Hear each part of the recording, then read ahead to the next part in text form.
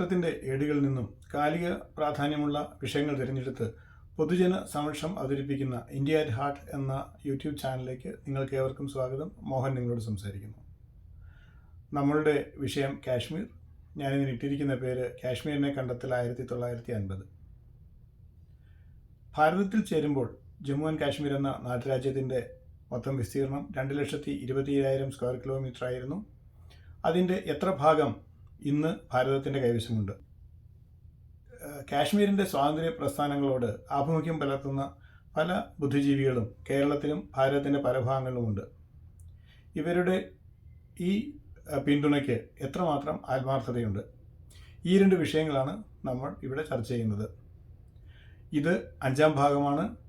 1, 2, 3, 4 ഭാഗങ്ങളിൽ നമ്മൾ ജമ്മു ആൻഡ് കാശ്മീർ എന്ന ഭൂപ്രദേശം ഭാരതത്തിൻ്റെ ജനറൽ ജോഗ്രഫിയിൽ എങ്ങനെ ഫിറ്റായിരിക്കുന്നു, ജമ്മു, കാശ്മീർ, ലഡാക്ക്, ഗിൽജിത് ബാൾട്ടിസ്ഥാൻ എന്നീ 4 പ്രദേശങ്ങളിലെ ഭൂപ്രകൃതി എന്താണ്, അവിടുത്തെ ജനവിന്യാസം എങ്ങനെയാണ്, അവിടുത്തെ ഭാഷാരീതികൾ എന്താണ്, അവിടുത്തെ എത്നിസിറ്റി എന്താണ്, മതവിശ്വാസം എങ്ങനെയാണ്, ഈ കാര്യങ്ങളെല്ലാം നമ്മൾ ഏകദേശം ചർച്ച ചെയ്തു.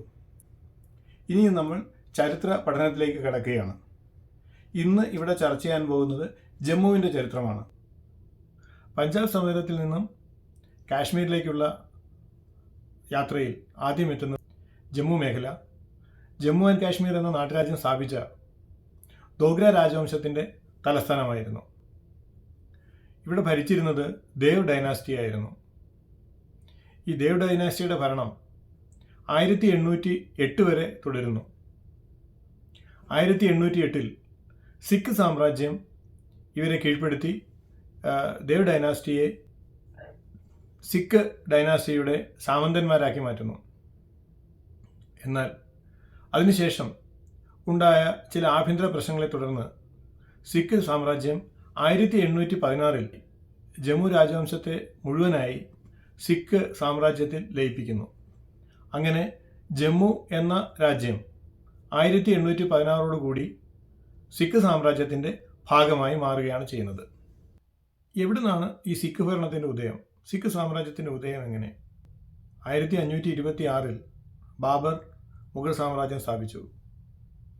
1707 ഔറംഗസേബിൻ്റെ മരണം വരെ മുഗൾ സാമ്രാജ്യത്തിൻ്റെ അധീശത്തിലായിരുന്നു വടക്കേ ഇന്ത്യ മുഴുവൻ. എന്നാൽ ഔറംഗസേബിൻ്റെ മരണശേഷം മുഗൾ സാമ്രാജ്യം ശിഥിലമാവാൻ തുടങ്ങി. പണ്ട് ഔറംഗസേബിൻ്റെ കാലഘട്ടത്തിൽ വിവിധ സുബകളായി തിരിച്ച് ഭരണം നടത്തിയിരുന്ന ഗവർണർമാരും സാമന്ത രാജാക്കന്മാരും സ്വാതന്ത്ര്യം പ്രഖ്യാപിച്ച് മുഗള ചക്രവർത്തിയെ ചലഞ്ച് ചെയ്യാൻ തുടങ്ങി. മുഗളന്മാരുടെ പ്രതാപകാലത്ത് ഭാരതത്തിലേക്ക് എത്തി നോക്കാൻ പോലും ധൈര്യപ്പെടാതിരുന്ന പേർഷ്യക്കാരും അഫ്ഗാനികളും മുഗൾ ഭരണത്തിൻ്റെ ശൈഥല്യത്തോടുകൂടി അതിനുള്ള ധൈര്യം കാട്ടി തുടങ്ങി. ഔറംഗസേബിൻ്റെ മകൻ്റെ കൊച്ചുമകനായിരുന്ന രംഗീല മുഹമ്മദ് ഷാ ദില്ലി ചക്രവർത്തിയായിരിക്കുന്ന സമയത്ത് നാദിർ ഷാ ഡൽഹി ആക്രമിക്കുന്നു. 1739 നാദിർ ഷാ ഡൽഹിയിൽ കൊലയും നടത്തി തേർവാഴ്ചയ്ക്ക് ശേഷം ഡൽഹിയിൽ നിന്ന് മയൂര സിംഹാസനവും കോഹിന്നൂർ രത്നവുമെല്ലാം അടിച്ചു മാറ്റി പേർഷ്യയിലേക്ക് യാത്രയാകുന്നു. ഏതാണ്ട് 700 മില്യണോളം രൂപയുടെ ധനനഷ്ടമാണ് അന്നുണ്ടായത് എന്നാണ് ചരിത്ര രേഖകൾ പറയുന്നത്. ഈ നാദിർ ഷായുടെ പട്ടാളത്തിലെ ഒരു സേനാനായകനായിരുന്നു അഹമ്മദ് ഷാ അബ്ദാലി. ഒരു അഫ്ഗാൻകാരനായിരുന്നു ഇദ്ദേഹം. നാദിർ ഷായുടെ മരണത്തിന് ശേഷം അഹമ്മദ് ഷാ അബ്ദാലി സ്വതന്ത്രനായി. ഇദ്ദേഹം അഫ്ഗാനിസ്ഥാനിൽ പോയി അവിടെ ഉണ്ടായിരുന്ന കുറേ നാട്ടുരാജ്യങ്ങളെയെല്ലാം കീഴ്പ്പെടുത്തി അവിടെ ഒരു സാമ്രാജ്യം സ്ഥാപിക്കുന്നു, അഫ്ഗാൻ സാമ്രാജ്യം. ദുറാനി എംപയർ എന്നാണ് ഇത് അറിയപ്പെടുന്നത്. മുഗൾ സാമ്രാജ്യത്തിൻ്റെ ദൗർബല്യം വിളിച്ചോതുന്നതായിരുന്നു 1739 മുഹമ്മദ് ഷായ്ക്ക് നാദിർ ഷായിൽ നിന്ന് നേരിട്ട പരാജയം. 1848 മുതൽ തൻ്റെ മരണത്തിനിടയ്ക്ക് 8 തവണയാണ് അഹമ്മദ് ഷാ അബ്ദാലി ഡൽഹി ആക്രമിച്ചത്.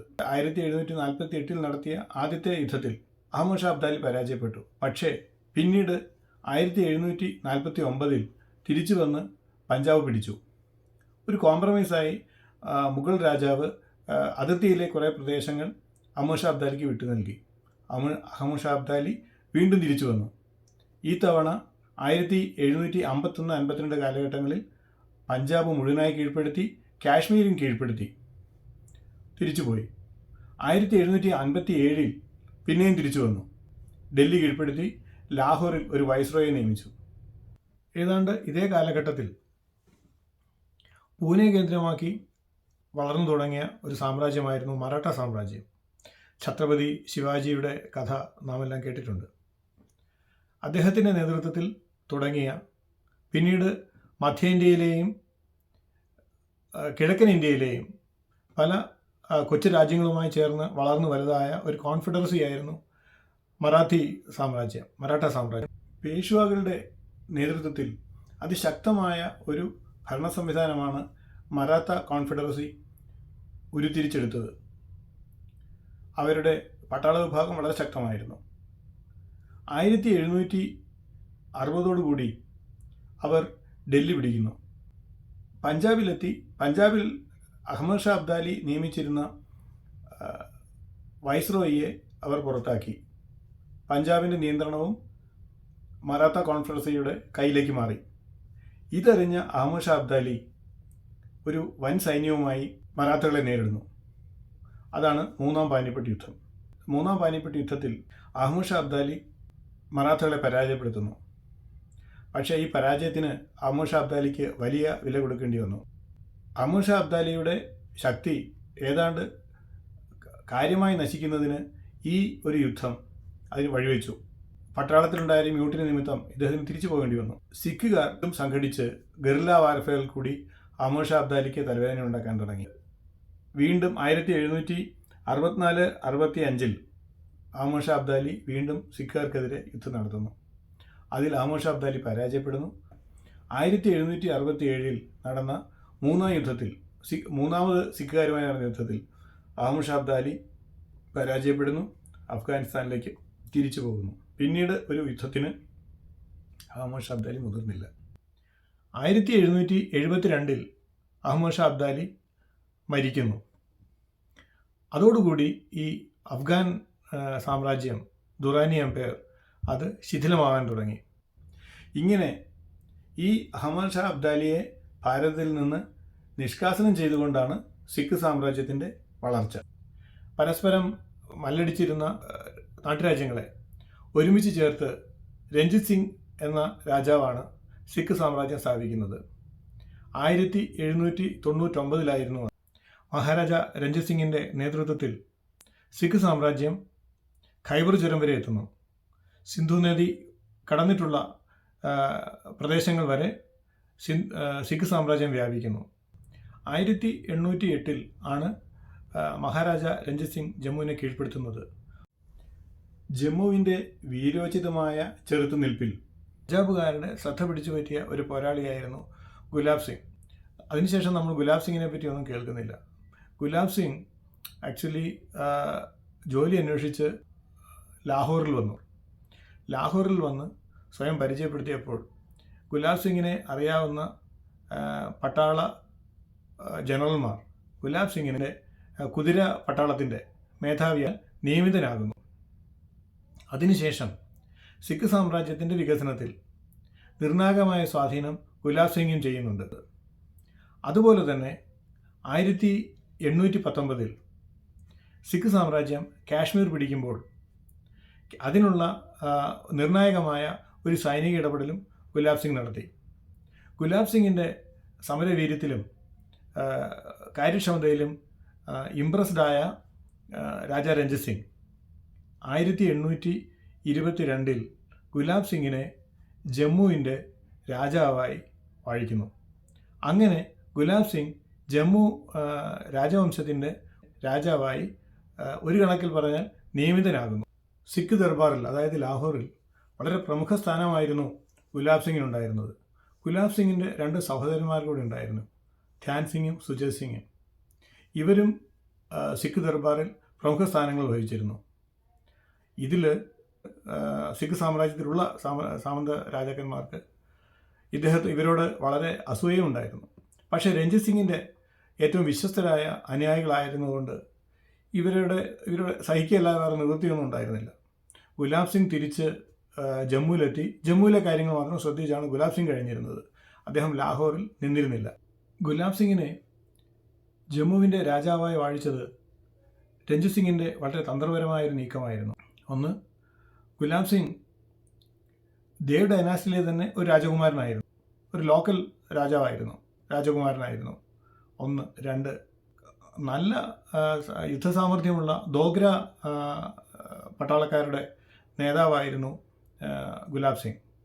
അപ്പോൾ ദോഗ്ര പട്ടാളത്തിൻ്റെ സപ്പോർട്ട് ഏത് സമയത്തും സിഖ് സാമ്രാജ്യത്തിന് ലഭ്യമാവുകയും ചെയ്തിരുന്നു. ഇനി രാജഭരണം കിട്ടിയതിന് ശേഷം ഗുലാബ് സിംഗ് ചെയ്തത് ജമ്മു രാജ്യത്തെ ശക്തിപ്പെടുത്തുക എന്നുള്ളതായിരുന്നു. അദ്ദേഹം കിഴക്കോട്ട് ഉള്ള ഏരിയ കൺസോൾട്ടേറ്റ് ചെയ്ത് ജമ്മു രാജ്യത്തിൻ്റെ കൂടെ ചേർക്കാനുള്ള ശ്രമമാണ് നടത്തിയത്. അങ്ങനെ ആണ് അദ്ദേഹം ലഡാക്കിലെത്തുന്നത്. ജമ്മുവിൽ നിന്നും ഹിമാചൽ പ്രദേശ് വരെ ലഡാക്കിലെത്താൻ സാധിക്കും. ഇദ്ദേഹത്തിൻ്റെ ആർമി ജനറലായിരുന്നു general Zorawar Singh. Napoleon of the East എന്ന് പിന്നീട് വിളിക്കപ്പെട്ട അതിസമർത്ഥനായ ഒരു സൈനിക മേധാവിയായിരുന്നു ജനറൽ സൊറാവർ സിംഗ്. ജനറൽ സൊറാവർ സിംഗിൻ്റെ നേതൃത്വത്തിൽ ലഡാക്കിലേക്ക് ഒരു പട്ടാള വിഭാഗം പോയി ലഡാക്കിനെ കീഴ്പ്പെടുത്തുന്നു. ലഡാക്കിൽ നിന്ന് പിന്നീട് ബാൾട്ടിസ്ഥാനും ജനറൽ സൊറാവർ സിംഗ് കീഴ്പ്പെടുത്തി ഇതിനെയെല്ലാം ജമ്മു രാജ്യത്തിൻ്റെ ഭാഗമാക്കുന്നു. മുഗളന്മാരുടെ ഭരണകാലത്ത് ഭാരതവുമായി കച്ചവടത്തിനെത്തിയ ഒരു വാണിജ്യ സംഘമായിരുന്നു British East India Company. British ഗവൺമെൻറ്റിൻ്റെ ഒരു റോയൽ ചാർട്ടർ പ്രകാരമായിരുന്നു ഇവരെത്തിയിരുന്നത്. മുഗളന്മാരുടെ പ്രീതി സമ്പാദിച്ച് ഭാരതത്തിൻ്റെ പടിഞ്ഞാറൻ തീരത്തും കിഴക്കൻ തീരത്തും ഇവർ ഗോഡൗണുകൾ സ്ഥാപിച്ച് കച്ചവടം നടത്തിയിരുന്നു. മുഗളന്മാർ പ്രതാപത്തിൽ കഴിഞ്ഞിരുന്ന കാലഘട്ടത്തിലൊന്നും ഇവർ ഏതെങ്കിലും തരത്തിലുള്ള രാഷ്ട്രീയ പ്രവർത്തനത്തിൽ ഏർപ്പെട്ടിരുന്നില്ല. ഔറംഗസേബിൻ്റെ മരണത്തിന് ശേഷം 50 വർഷം കഴിഞ്ഞപ്പോൾ ബംഗാളിലെ നവാബായിരുന്ന സിറാജുദ് ദൗളയെ പരാജയപ്പെടുത്തി 1757 നടന്ന പ്ലാസി യുദ്ധത്തിൽ ബംഗാളിൽ അധികാരം പിടിക്കുകയാണ് ബ്രിട്ടീഷ് ഈസ്റ്റ് ഇന്ത്യ കമ്പനി ചെയ്യുന്നത്. അതിനുശേഷം ഭാരതത്തിൽ സുദീർഘമായ ഒരു ഭരണം ഘട്ടം ഘട്ടമായി നടപ്പാക്കാം എന്നുള്ള ഒരു ധാരണ ബ്രിട്ടീഷ് ഈസ്റ്റ് ഇന്ത്യ കമ്പനിക്ക് ഉണ്ടായിരുന്നു എന്ന് കരുതുന്ന തരത്തിലാണ് അവരുടെ വളർച്ച. പിന്നീട് തക്കം നോക്കി നിന്ന് ദുർബലമായ രാജ്യങ്ങളെ കീഴ്പ്പെടുത്തി അവസരോചിതമായ സന്ധികളുണ്ടാക്കി പലരെയും കൂട്ടക്കൂട്ടി ആണ് അവർ വളർന്നത്. ഇൻഡോ ഗാഞ്ചറ്റിക് പ്ലെയിൻസിലൂടെ ബംഗാളിൽ നിന്ന് വടക്കോട്ട് ഉള്ള പ്രദേശങ്ങൾ കീഴ്പ്പെടുത്തി സിന്ധു സമതലത്തിലേക്ക് എത്തുകയാണ്. സിഖ് സാമ്രാജ്യത്തിൻ്റെ വളർച്ച വളരെ ദ്രുതഗതിയിലായിരുന്നു. സിഖ് സാമ്രാജ്യം ഉത്തരേന്ത്യയിലേക്ക് വ്യാപിക്കും എന്ന് കണ്ടപ്പോൾ ബ്രിട്ടീഷുകാർ സിഖ് ചക്രവർത്തിയായിരുന്ന രഞ്ജിത് സിംഗുമായി ഒരു ധാരണയിലേർപ്പെട്ടു. സത്ലജ് നദിയുടെ വടക്ക് ഭാഗത്ത് പടിഞ്ഞാറ് ഭാഗത്തും മാത്രമായി സിഖ് സാമ്രാജ്യം ഒതുക്കി നിർത്തണം എന്നുള്ളതായിരുന്നു ധാരണ. അപ്പോൾ സത്ലജിൻ്റെ വടക്ക് പടിഞ്ഞാറ് ഭാഗങ്ങളിലായിരുന്നു സിഖ് സാമ്രാജ്യത്തിൻ്റെ വികസനം. 1839 ആയപ്പോഴേക്കും സിഖ് സാമ്രാജ്യം ഒഴിച്ചുള്ള പ്രദേശങ്ങൾ മിക്കവാറുമെല്ലാം ബ്രിട്ടീഷ് ഈസ്റ്റ് ഇന്ത്യ കമ്പനിയുടെ കയ്യിൽ എത്തിപ്പെടുന്നു. ഈ സിഖ് സാമ്രാജ്യത്തിൻ്റെ വളർച്ച ബ്രിട്ടീഷുകാർക്ക് ഒരു തരത്തിൽ സഹായകമായി എന്ന് വേണം പറയാൻ. വിദേശത്തു നിന്നുള്ള ഒരു ഭീഷണിയെ സിഖ് സാമ്രാജ്യത്തിൻ്റെ വളർച്ച കൊണ്ട് ഒഴിവാക്കാൻ അവർക്ക് സാധിച്ചു. 1839 രഞ്ജിത് സിംഗ് മരിക്കുന്നു. സിഖ് സാമ്രാജ്യം അതോടുകൂടി ശിഥിലമാവാനുള്ള പുറപ്പാടിലാണ്. രഞ്ജിത് സിംഗിന് ശേഷം അധികാരമേൽക്കുന്നത് ഖരക് സിംഗ് ആണ്. പക്ഷേ രഞ്ജിത് സിംഗുമായി താരതമ്യം ചെയ്യാവുന്ന ഒരു യുദ്ധ നൈപുണ്യമൊന്നും ഖരക് സിംഗിനുണ്ടായിരുന്നില്ല. സിഖ് ആർമി അപ്പോഴും ശക്തം തന്നെയാണ്. സിഖ് ആർമിയുടെ ട്രെയിനിങ് എല്ലാം കൊടുത്തിരുന്നത് യൂറോപ്യൻ ജനറൽമാരായിരുന്നു. അതുകൊണ്ട് തന്നെ ബ്രിട്ടീഷുകാർക്ക് സിഖ് ആർമിയെ ഭയവുമായിരുന്നു. ഇനി നമ്മുടെ കഥ ഇൻ്റർനാഷണൽ ആവാൻ പോവുകയാണ്. നമ്മുടെ കഥയിലേക്ക് റഷ്യ കയറി വരുന്നു. റഷ്യൻ ചരിത്രത്തിലേക്ക് ഒരു എത്തിനോട്ടം. റഷ്യ ആക്ച്വലി മംഗോൾ എംപയറിൻ്റെ തുടർച്ചക്കാരാണ്. ചെങ്കിസ് ഖാൻ്റെ കഥയെല്ലാം നമുക്കറിയാം. മംഗോളിയയിൽ നിന്നും പോളണ്ട് വരെ എത്തുന്ന അതിവിശാലമായ മനുഷ്യ ചരിത്രം കണ്ടിട്ടുള്ള ഏറ്റവും വലിയ സാമ്രാജ്യത്തിൻ്റെ ഉടമകളായിരുന്നു മംഗോളുകൾ. ഈ ചെങ്കിസ് ഖാനും അദ്ദേഹത്തിൻ്റെ പിൻഗാമികളൊന്നും ഇസ്ലാം മതവിഭാഗക്കാരായിരുന്നില്ല. ഈ ഖാൻ എന്നുള്ള പേര് കേൾക്കുമ്പോൾ നമ്മൾ അങ്ങനെ ഒരു ധാരണ എത്താനുള്ളൊരു സാധ്യതയുണ്ട്. അതുകൊണ്ടാണ് ഞാൻ അങ്ങനെ ക്ലാരിഫൈ ചെയ്ത് പറഞ്ഞത്. ഇതിൽ ചെങ്കിസ് ഖാൻ്റെ മരണത്തിന് ശേഷം 4 വിഭാഗങ്ങളായി തിരിഞ്ഞിട്ടാണ് മംഗോളുകൾ ഈ യൂറോപ്പ് വരെ എത്തുന്ന ഈ അതിവിശാലമായ സാമ്രാജ്യം ഭരിക്കുന്നത്. അതിൽ മധ്യേഷ്യയും റഷ്യ ഉൾപ്പെടുന്ന കിഴക്കൻ യൂറോപ്പും എല്ലാം ഉൾപ്പെടും. ഏതാണ്ട് 14-ാം നൂറ്റാണ്ടോടുകൂടി മംഗോൾ സാമ്രാജ്യം ഏതാണ്ട് ശിഥിലമായി കഴിയുകയാണ്. അവിടെയാണ് മോസ്കോ എന്ന ഒരു ചെറിയ പ്രിൻസിപ്പാലിറ്റി വളർന്നു തുടങ്ങുന്നത്.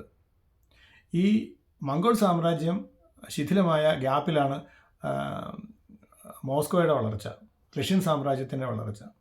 അതിവേഗം റഷ്യൻ സാമ്രാജ്യം 2-3 നൂറ്റാണ്ടുകൾ കൊണ്ട് ഇത്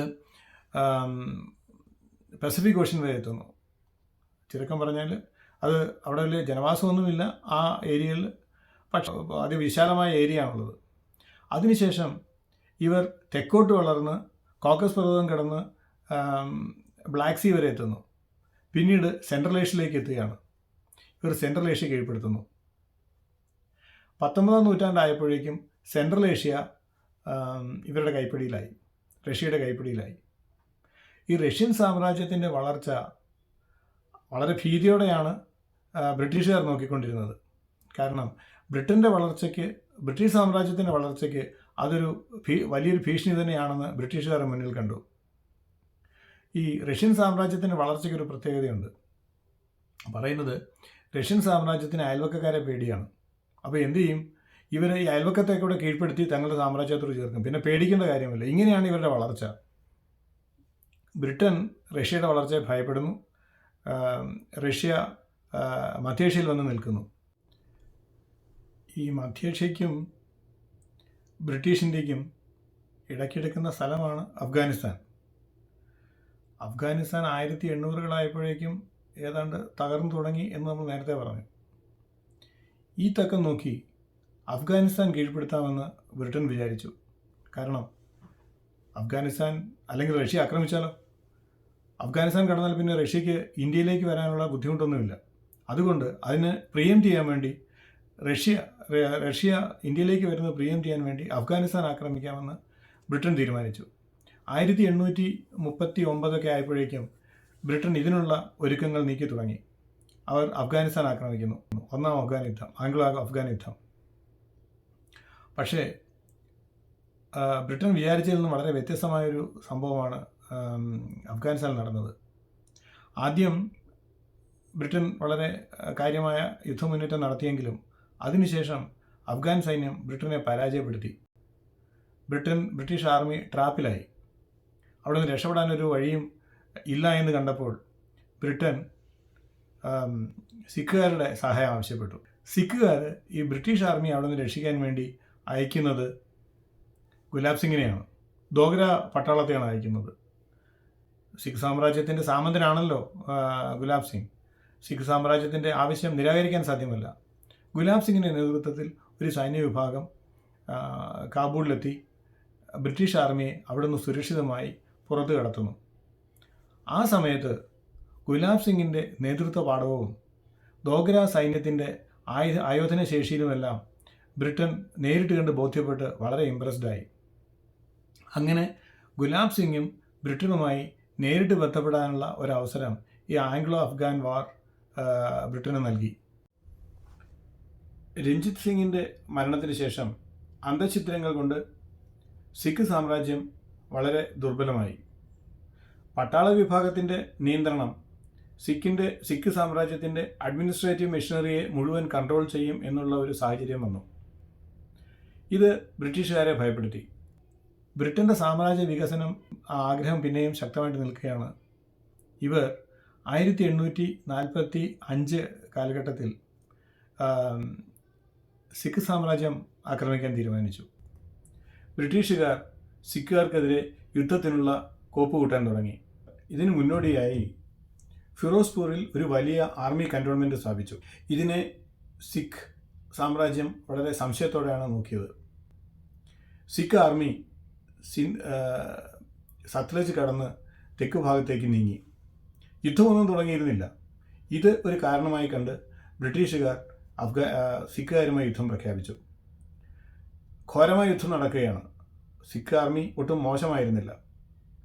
ഈ സമയത്ത് സിഖ് സാമ്രാജ്യം ഗുലാബ് സിംഗിൻ്റെ സഹായം ആവശ്യപ്പെടുന്നു. സിഖ് സാമ്രാജ്യത്തോട് ഒട്ടും നല്ല രസത്തിലായിരുന്നില്ല ഗുലാബ് സിംഗ്. സൈനിക സഹായം ആവശ്യപ്പെട്ടപ്പോൾ ഗുലാബ് സിംഗ് വളരെ പതുക്കെയാണ് അതിനുള്ള സൗകര്യങ്ങൾ ചെയ്തു കൊടുത്തത്. ഇങ്ങനെ ടാക്റ്റിക്കലായിട്ട് ഡിലേ ചെയ്ത് സിഖുകാരുടെ സൈനിക വ്യൂഹത്തിനെ വളരെ ക്ഷീണിപ്പിച്ചതിന് ശേഷം മാത്രമാണ് ഗുലാബ് സിംഗ് സൈന്യത്തെ അവിടെ എത്തിക്കുന്നത്. ഈ യുദ്ധത്തിൽ സിഖ് സാമ്രാജ്യം പരാജയപ്പെടുന്നു. സമാധാന ഉടമ്പടിയിൽ മധ്യസ്ഥ ചർച്ചകൾക്കായി ഗുലാബ് സിംഗ് ഇരു കൂട്ടർക്കും സമ്മതനായ വ്യക്തിയായിരുന്നു. British East India company Sikh സാമ്രാജ്യത്തെ തങ്ങളുടെ സാമ്രാജ്യത്തോട് ലയിപ്പിച്ചില്ല. അതിന് പകരം കീഴടങ്ങൽ ഉപാധികൾ മുന്നോട്ട് വെച്ചു. 1. ഫലഭൂയിഷ്ഠമായ ജലന്ധർ ദോബ് വിട്ടു നൽകണം. 2. ബ്രിട്ടീഷ് ഈസ്റ്റ് ഇന്ത്യ കമ്പനിയുടെ പൊളിറ്റിക്കൽ ഏജന്റിനെ അഥവാ റെസിഡൻറ്റിനെ ലാഹോർ കോർട്ടിൽ നിർത്തണം. അദ്ദേഹത്തിൻ്റെ ഉപദേശപ്രകാരമായിരിക്കണം ലാഹോർ ഭരിക്കേണ്ടത്. 3. പട്ടാളത്തിൻ്റെ വലിപ്പം കുറയ്ക്കണം. 4. മറ്റ് വിദേശ ശക്തികളുമായി സംസാരിക്കാനോ ഇടപെടാനോ പാടില്ല ബ്രിട്ടീഷ് ഈസ്റ്റ് ഇന്ത്യ കമ്പനിയുടെ സമ്മതമില്ലാതെ. നമ്മളുടെ പഠനത്തെ സംബന്ധിച്ചിടത്തോളം ഏറ്റവും ക്രിട്ടിക്കലായിട്ടുള്ള 2 കണ്ടീഷൻസ് വേറെയുള്ളതായിരുന്നു. അതിലൊന്ന്, 1.5 കോടി രൂപ നഷ്ടപരിഹാരമായി ബ്രിട്ടന് നൽകണം. ഈ പണം നൽകാത്ത പക്ഷം അതിന് പകരമായി കാശ്മീരും ബിയാസിൻ്റെയും സിന്ധുവിൻ്റെയും ഇടയ്ക്കുള്ള പർവ്വത പ്രദേശങ്ങളും ബ്രിട്ടീഷുകാർക്ക് വിട്ടു നൽകണം. അടുത്തത്, ഗുലാബ് സിംഗിനെ സാമന്ത പദവിയിൽ നിന്ന് മോചിപ്പിച്ച് പരമാധികാരമുള്ള ഒരു സ്വതന്ത്ര രാജാവായി അംഗീകരിക്കണം. ഏതൊക്കെ ഭൂപ്രദേശങ്ങളാണ് ബ്രിട്ടൻ ഗുലാബ് സിംഗിന് വിട്ടു നൽകുന്നതെന്നും ഏതൊക്കെ വ്യവസ്ഥ അനുസരിച്ചാണ് ആയിരിക്കും എന്നുള്ളതും രേഖപ്പെടുത്തുന്ന വേറൊരു ഉപകരാർ ഉണ്ടാക്കും. ആ ഉപകരാർ ഉണ്ടാക്കുന്നത് സിഖ് മഹാരാജാവ് അംഗീകരിക്കുന്നു. ഇതനുസരിച്ച് 1846 മാർച്ച് 9 ലാഹോർ ഉടമ്പടി ഉണ്ടാകുന്നു. ലാഹോർ ഉടമ്പടി സിഖ് സാമ്രാജ്യവും ബ്രിട്ടനുമായിട്ടുണ്ടാകുന്ന ഉടമ്പടിയാണ്. ലാഹോർ ഉടമ്പടിയിലെ കണ്ടീഷൻസ് വളരെ ഇൻസൾട്ടിംഗ് ആയിരുന്നു സിഖ് സാമ്രാജ്യത്തിന്. അതിനുശേഷം ഒരാഴ്ച കഴിഞ്ഞ് അമൃത്സർ ഉടമ്പടി ബ്രിട്ടീഷ് ഈസ്റ്റ് ഇന്ത്യ കമ്പനിയും ഗുലാബ് സിംഗുമായി ഒപ്പുവയ്ക്കുന്നു. അതനുസരിച്ച് 75 ലക്ഷം രൂപ